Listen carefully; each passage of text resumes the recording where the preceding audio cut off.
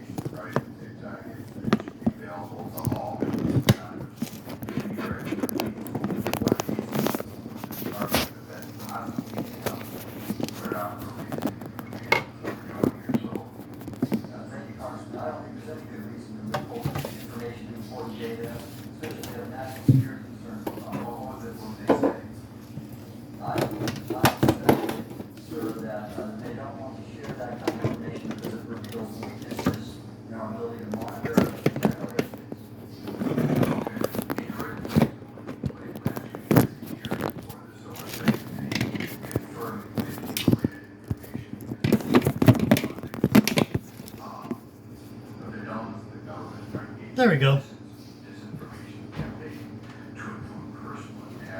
And your first ingredients is going to be doing some frozen or halfway frozen chicken in there.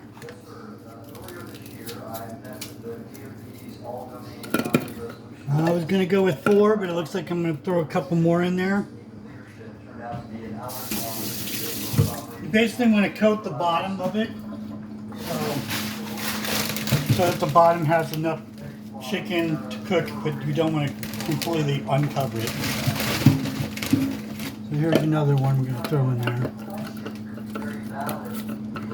That's about right. That covers it.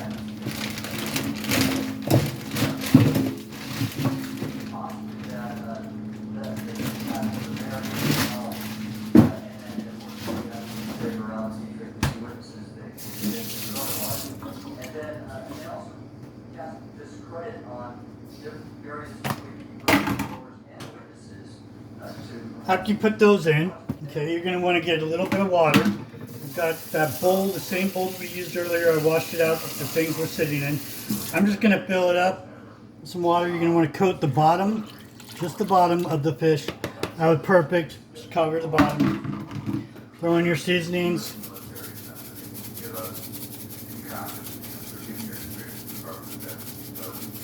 Get a lot in there. That's right, man. This is the no salt. It's got a lot of spice. Throw in your fajita seasoning.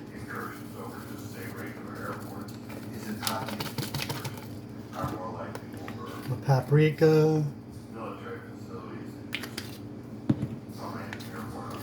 A little bit of onion powder.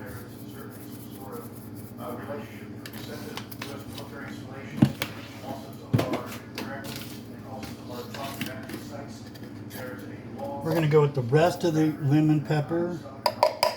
I'll get myself some more later. I'll throw in the rest of the garlic. That's in this one.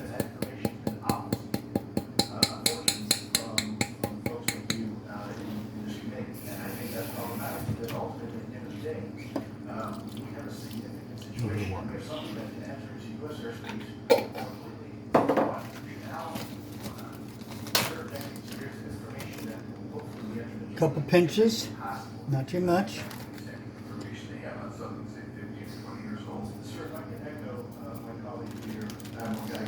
That's extremely good for you, by the way, to have a little bit of salmon in your stuff.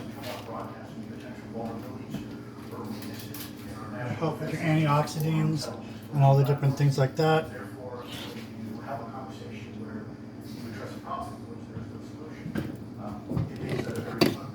Okay, so that's all your other ingredients. I'm going to throw a couple of the other ingredients after I chop it up in here.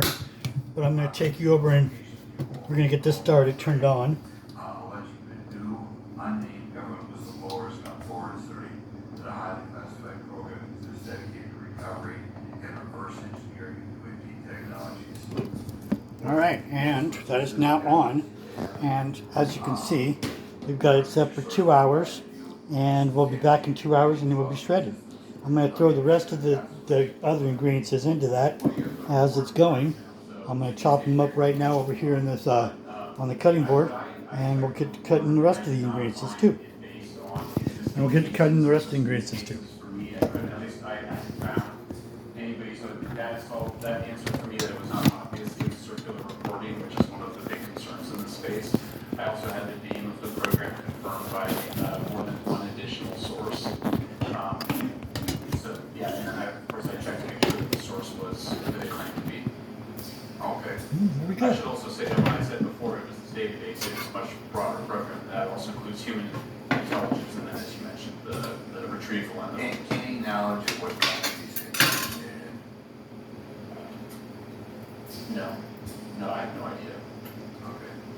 Okay, I will now recognize Mr. Burchett for 5 minutes of questioning.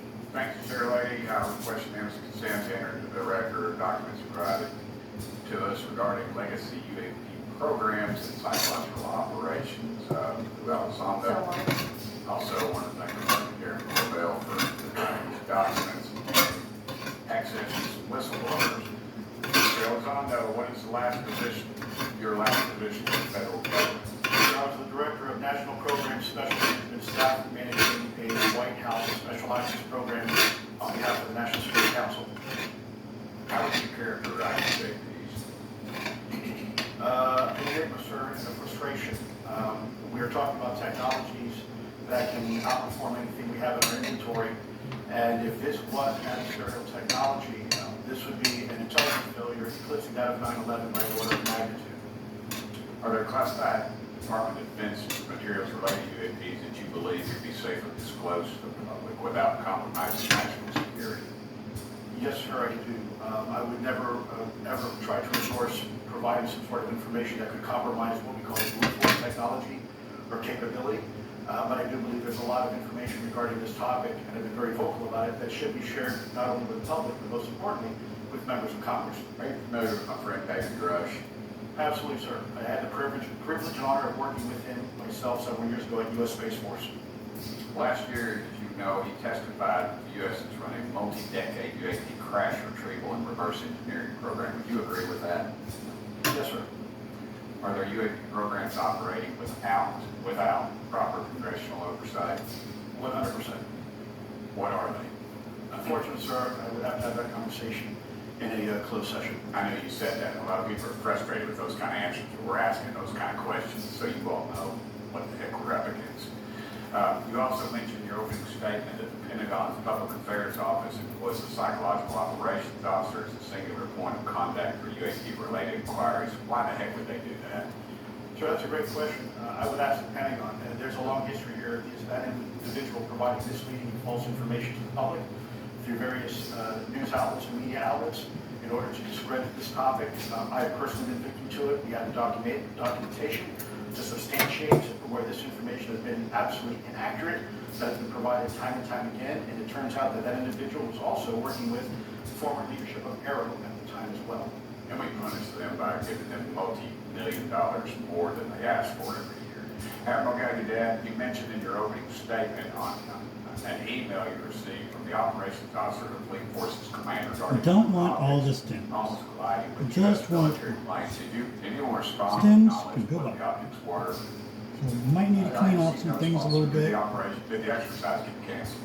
Check the time on your timer. Why do you think the commander of You're Fleet making a Forces movie? operations officer never discussed the Video. incident again? That's right, I'm talking a little low. But that's okay. I'll raise my voice just a little bit more so that you all can hear me, because I've been told that my voice is still really low. So I'm going to raise it a little bit. But here it is. You don't want to keep all of the stems. You want to clean off all the stems. You want to throw them away. Or save them for something like, an omelet, or some soup. Some soup, they're good in that. deleted from But our. you don't accounts want to have it that into don't your talk about. All right. fish Have you ingredients or your specifically chicken had any, ingredients, depending experience on which with one you're doing. Submersible objects. So I've had no personal experience, but I've had witnesses on submarines come to me and say they've seen on sonar data. Correct. Okay. How would you characterize those and how did they move?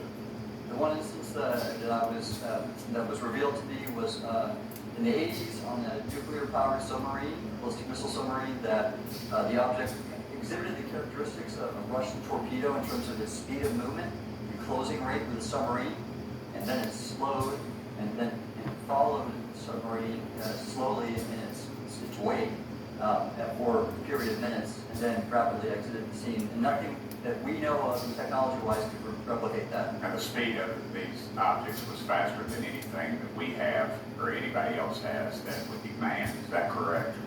Yeah, it was on the order of Underwater.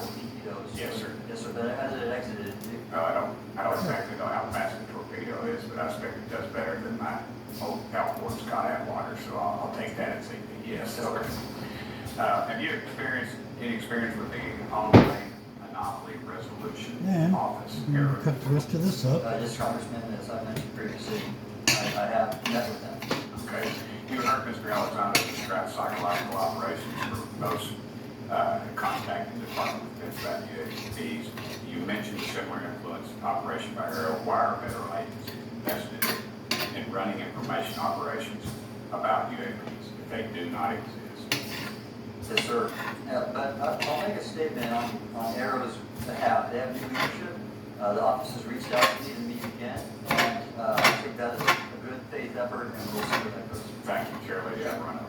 Thank you, Mr. Tennessee. I would now like to recognize Mr. Higgins. You're the king of Tennessee. Mr. Higgins, you're recognized for 5 minutes of questions. Thank you, Madam Chair.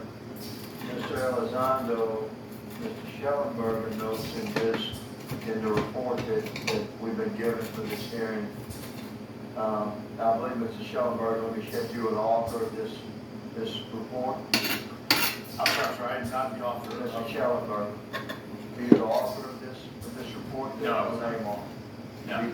Do you know the author? I do. You do. And how would you estimate that madam or gentleman, the author? The person is a current or former U.S. government employee. And it states here that this is the public version of the author's report. Yes. So where might one find the non-public version of the author's report? I don't know the answer to that. Would that be with the Department of Defense? I don't know. But you do know the author. I did. You know what the author's sources were? The author. All right, back everybody. I'm going to be now pouring this into the ingredients, into the crock pot.